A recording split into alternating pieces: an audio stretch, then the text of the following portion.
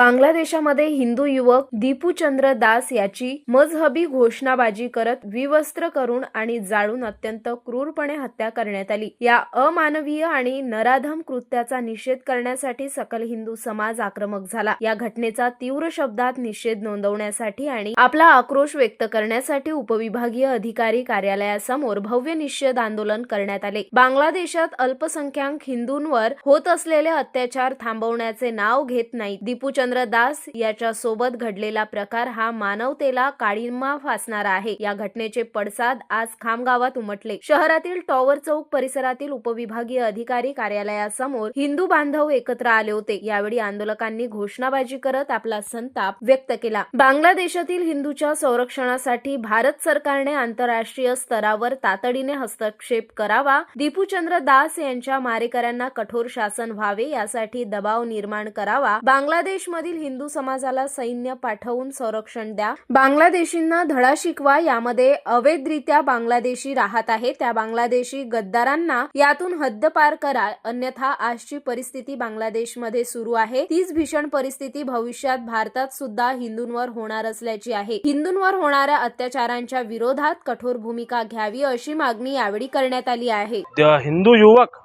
दीपूचंद्र दास या युवकाला बांगलादेशमध्ये कट्टरपंथी लोकांनी मजहबी नारे लावत त्याला झाडावर लटकून जिवंत जाळण्यात आलं आणि पुन्हा बांगलादेशमध्ये सातत्याने हिंदूंचे घरं टार्गेट करून तिथल्या हिंदूंना आई बहिणींची आबरू लुटण्यात येत आहे।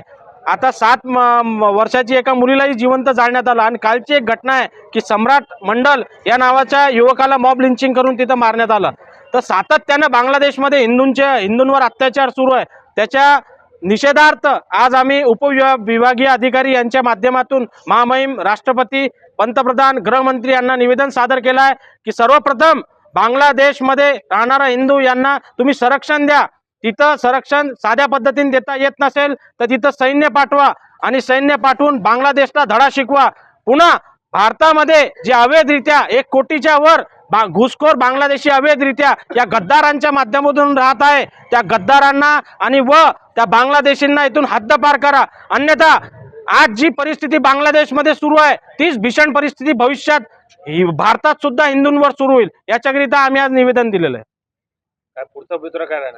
पुढचा आमचा आता आम्ही निवेदन दिलेलं आहे। भविष्यात जर या गोष्टींवर लक्ष दिलं गेलं नाही तर आम्ही पुन्हा आंदोलन करू आणि आम्ही उपोषणासाठी सुद्धा बसू।